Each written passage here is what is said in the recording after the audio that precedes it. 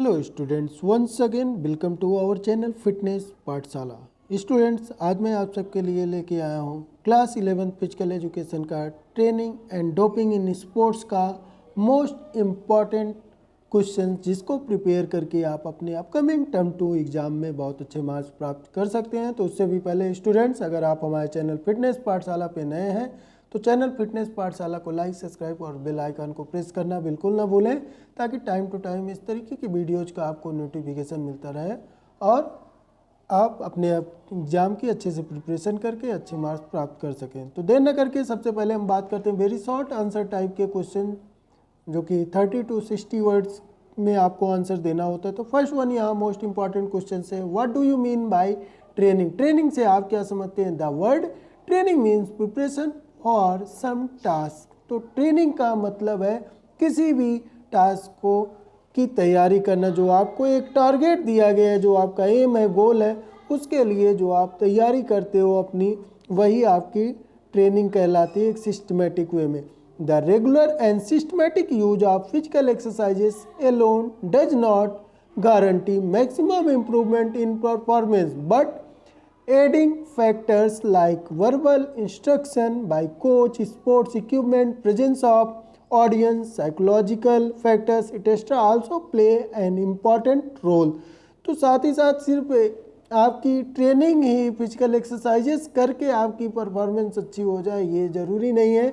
उसके लिए आपके लिए बहुत सारे फैक्टर्स इफेक्ट करते हैं, जैसे कोच का वर्बल एक्सप्लेनेशन हो गया, स्पोर्ट्स के इक्विपमेंट हो गए, प्रेजेंस ऑफ ऑडियंस यानी कि जो स्पेक्टेटर्स हैं, और साइकोलॉजिकल फैक्टर्स, ये सारी चीज़ों का भी आपकी ट्रेनिंग और परफॉर्मेंस पे इफेक्ट पड़ता है, यानी कि ये भी एक ट्रेनिंग का ही पार्ट होते हैं। द नेक्स्ट वन क्वेश्चन की बात करें, define sports sport training। Sport training is a long term training program. It is a systematic and regular process which is generally used for a longer duration। तो sport training क्या है कि एक training programme, एक यानी कि अभ्यास का, किसी चीज़ का अभ्यास एक कार्यक्रम है और एक सिस्टमेटिक वे में चलने वाला है, यानी कि एक प्रॉपर सीक्वेंस में चलने वाला एक रेगुलर लॉन्ग टर्म प्रोग्राम है, लंबे समय तक किया जाने वाला काम है। मार्टिन इसको डिफाइन करते हैं, sport training is A planned and controlled process in which for achieving a goal changes in complex sports motor performance, ability to act and behavior are made through measures of content, methods and organization। तो sport training को एक control plan बताते हैं Martin ji. Then next one Hardayal Singh इसको explain करते हैं, sport training is a pedagogical educational process based on scientific principle aiming at preparing sportsmen for higher performance in sports competition। तो हरदयाल सिंह जी के अकॉर्डिंग ये है कि स्पोर्ट ट्रेनिंग क्या है कि एक पेडोलॉजिकल प्रोसेस है जो लंबे समय तक एक साइंटिफिक प्रिंसिपल पे वर्क करती है, यानी कि सैद्धांतिक एक नियम के तहत जिसको फॉलो कराया जाता है एथलीट से, प्लेयर से, और वो अपनी परफॉर्मेंस को उसी से उनकी परफॉर्मेंस जो है वो ऑप्टिमम लेवल तक, हाई लेवल तक वो अपनी परफॉर्मेंस को इंक्रीज करते हैं और उनकी परफॉर्मेंस इनहांस होती है in competition. The next one question जो है स्टूडेंट वो है, what is warming up. Warming up क्या है? तो warming up is a process by which human machine is brought to a condition at which it safely respond to the nerve impulses of the persons for quick and efficient action। Warming up is a process of heating the body muscles and making them ready to start work। It helps the athlete to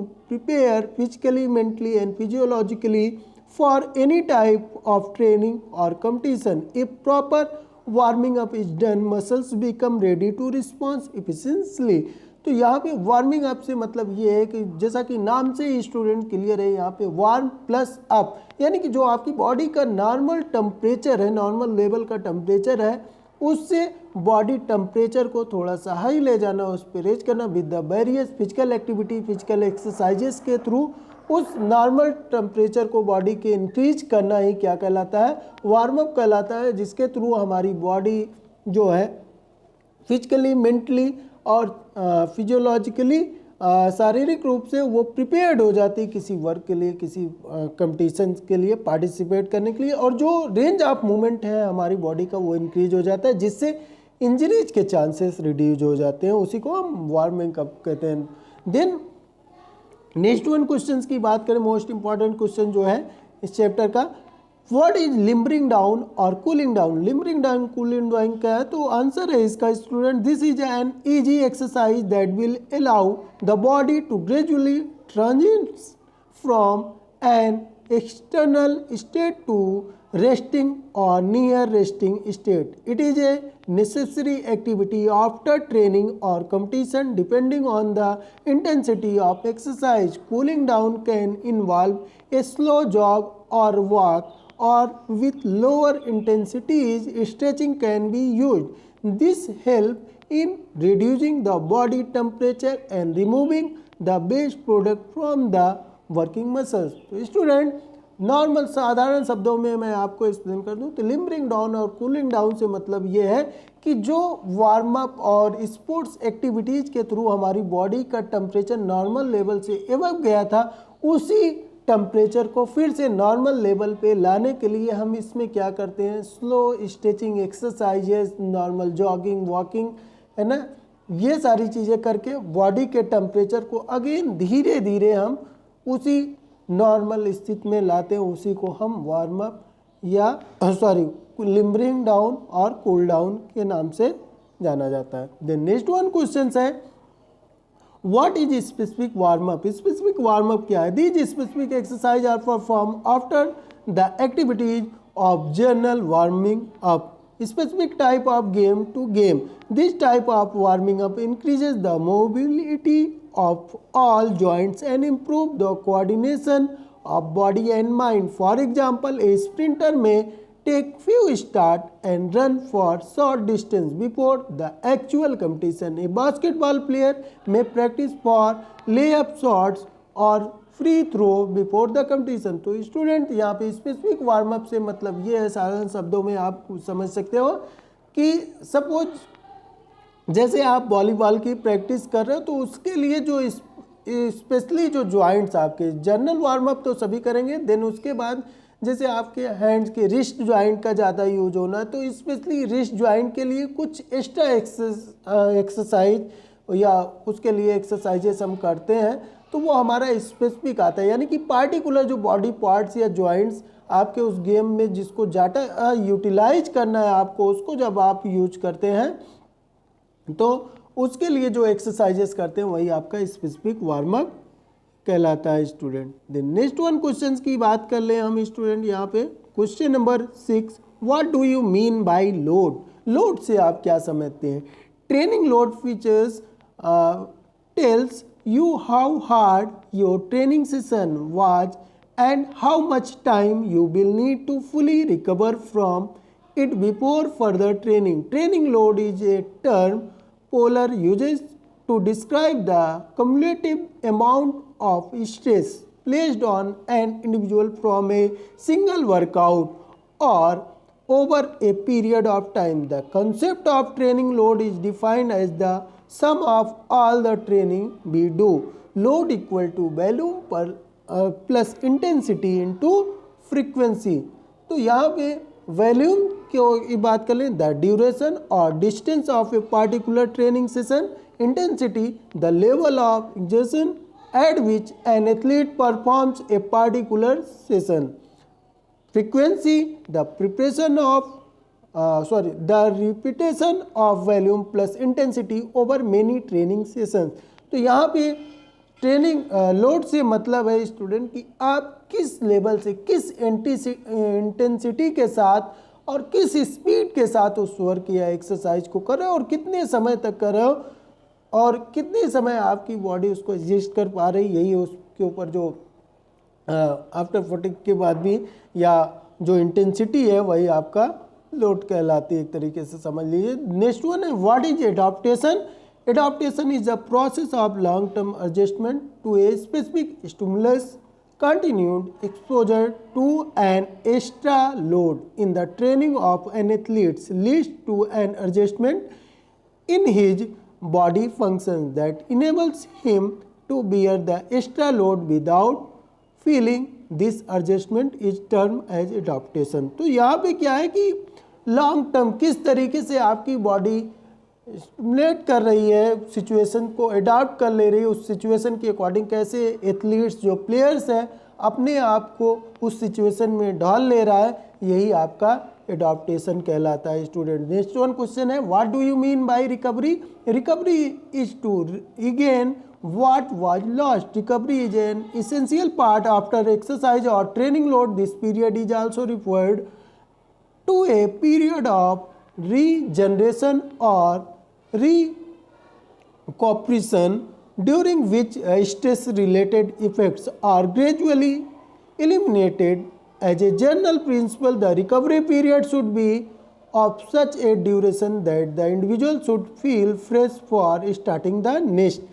तो recovery से मतलब ये है कि जब आप कोई भी आपकी बॉडी फटीग की स्थिति में पहुंच जाती है, जब आप ट्रेनिंग करते हो या फिजिकल एक्सरसाइजेस करते हो, कोई भी एक्टिविटी या वर्क करते हो, तो उसके बाद वो बॉडी अगेन आपकी फिर से वर्क के लिए प्रिपेयर होने के लिए, किसी टास्क को करने के लिए जितना टाइम लेती है अपने परफॉर्मेंस को फिर से फटीग को रिड्यूस करने के लिए आपकी बॉडी, वही आपका रिकवरी कहलाता है। द नेक्स्ट वन क्वेश्चन है, define skills. Skill can be defined as the capacity of a sports person to realize technique in actual motor action। Skill is defined as automatization of motor action। Skill a sports specific, it exists within all sports but each sports entails different skills। Definition की बात कर लें, an organized coordinated activity in relation to an object or situation which involves a whole chain of sensory, central and motor mechanism by गैलिगन के according. तो student skill क्या है कि skill से मतलब ये है यहाँ पे कि आप कोई भी, ये आपके मोटर एक्शन से रिलेटेड है, जो कि आप हर इंडिविजुअल का अपना अपना तरीका होता है। जैसे किसी को काम करने की जो उसकी क्षमता है, कौशल जो है कि कैसे किसी को कोई ए अलग तरीके से, वेरियस लोगों को अगर ए लिखने के लिए बोला जाए तो वो अलग अलग तरीके से ए लिखेंगे। उसी तरीके से वेरियस लोगों को किसी भी गेम में खेलने के लिए बोला जाए तो सबकी अपनी एक अलग स्टाइल होगी ड्रिबल करने की। अगर आप कह दीजिए फुटबॉल में ड्रिबलिंग करे, जगलिंग करे, तो सबकी अपनी अपनी अलग एक स्पेसिफिक स्टाइल होगी। तो वही उनकी क्या है, जो उनकी क्षमता है, जो कैपेसिटी है, उसी को हम स्किल बोलते हैं। Then what is style? Style क्या है? Style is an individual's expression of technique in motor action no to sports person because of his specific और particulars physical and biological capacities realize the technique in a different manner। This is called his style। तो यहाँ पे skill क्या था कि किसी दोनों में आप डिफरेंट समझ लीजिएगा, स्टाइल और स्किल में स्टूडेंट, तो उससे ज़्यादा क्लियर हो जाएगा आपको। स्किल क्या था कि कोई भी आपका जो कार्य है, जो काम है ना, उसको करने के लिए जो आप तरीका इस्तेमाल कर रहे हो, यानी कि उस तरीके का जो यूज कर रहे हो किसी को, तो वो आपका स्टाइल है ना। कि आपने किसी को, अगर आप कहिए वॉलीबॉल, तो कोई अंडर आर्म सर्विस करना चाहेगा, मैक्सिमम कोई ओवरहेड करना चाहेगा। तो जिसको जिस चीज़ में परफेक्शन है, परफेक्ट है, वो उसका स्टाइल है। लेकिन जो वर्क वो कर रहा है, तो स्टूडेंट्स मैं ज़्यादा टाइम ना लेके आपको यहाँ पे एक्सप्लेन कर देता हूँ। स्किल क्या है कि एक हमारे जो बॉडी कंपोनेंट्स हैं, वेरियस मोटर बॉडी कंपोनेंट्स का ये एक मिला जुला मूवमेंट है, यानी कि it is a collective and coordinative movement perform to excel in the field of sports. तो ये कलेक्टिव और कोऑर्डिनेटेड मूवमेंट होता है स्किल। एक लाइन में अगर आप इसको एक्सप्लेन करना चाहें। और स्टाइल की बात कर लें स्टूडेंट, तो स्टाइल जो है आपका ये क्या है, आप कह सकते हो कि फॉर एग्जाम्पल के तौर पे in cricket game there are lot of bowling and batting techniques but players exhibit their own styles and become popular in the world like Mahendra Singh Dhoni is helicopter style. तो यहाँ पे क्या है कि स्टाइल क्या होता है कि अपने तरीके से ऑन वे से किसी स्किल्स को परफॉर्म करना, यानी कि किसी एक्शन को करना ही क्या है यहाँ पे स्टाइल कहलाता है। जैसे महेंद्र सिंह धोनी का अपना हेलीकॉप्टर शॉट पॉपुलर है, हर बॉलर की अपनी बॉलिंग करने की स्टाइल है। और नेक्स्ट वन यहाँ पे बात कर लें टेक्निक की। What is technique? तो technique are the basic movements of any sports और event. For example a block start in a 100 metre race is a technique. तो यहाँ पे टेक्निक क्या है कि आप जो स्टार्टिंग लेते हो, जैसे कोई बंच एंड बुलेट लेता है स्प्रिंट रेसेस में, कोई मिडिल स्टार्ट लेता है, कोई लॉन्गेटेड लेता है, वो डिपेंड करता है उसकी हाइट पे। तो a number of technique are combined into a pattern of movement in triple jump, running and then hop, step and jump phases. In fact a technique is the way of performing a skill. तो Ozolin and defines technique as the most rational and effective form to perform exercises। तो student यहाँ पे जो technique है ना, और वो क्या है कि एक वे है, एक तरीका है स्किल्स को परफॉर्म करने का, कि किस तरीके को स्किल्स को परफॉर्म किया जाए, उसका जो तरीका जो मैनर एक्सप्लेन करता है वो टेक्निक के थ्रू करता है। तो स्टूडेंट यहाँ पे अब नेक्स्ट वन क्वेश्चंस की बात कर लूँ मैं आपसे।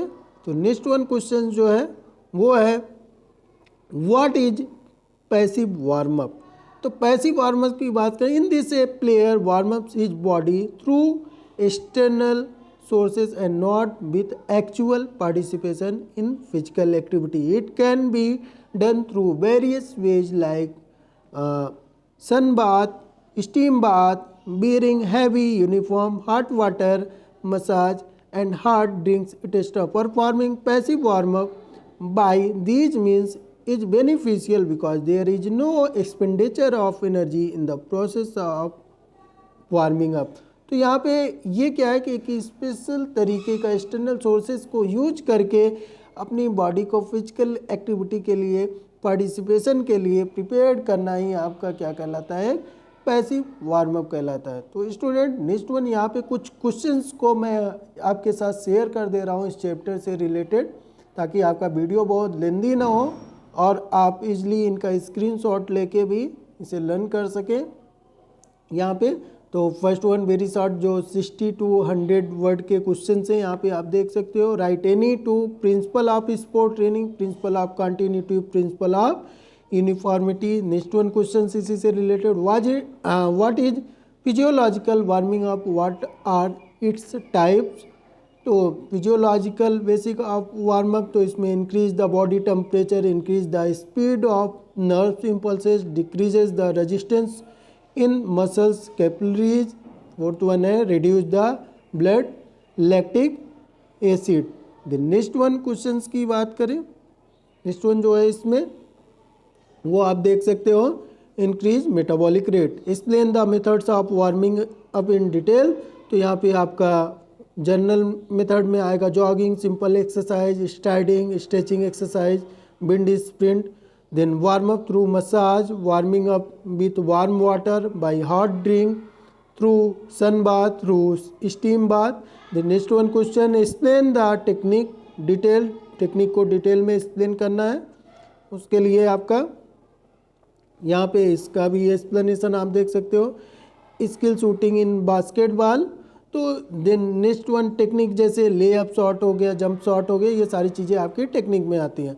और जो एक्शन है उसका किस तरीके से वो परफॉर्म कर रहा है वो उसकी स्किल है।